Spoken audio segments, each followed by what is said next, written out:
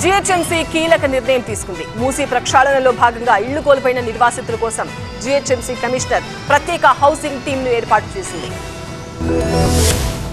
Musi ప్రక్షాళనకు GHMC కీలక నిర్ణయం తీసుకుంది. నిర్వాసితులకు పునరావాసం కల్పించేందుకు, వారికి అండగా నిలిచేందుకు ప్రత్యేక టీం నియమించింది. 14 మంది హౌసింగ్ సిబ్బంది నియమిస్తూ ఉత్తర్వులు జారీ చేసింది జీహెచ్ఎంసీ కమిషనర్ అమ్రపాలి.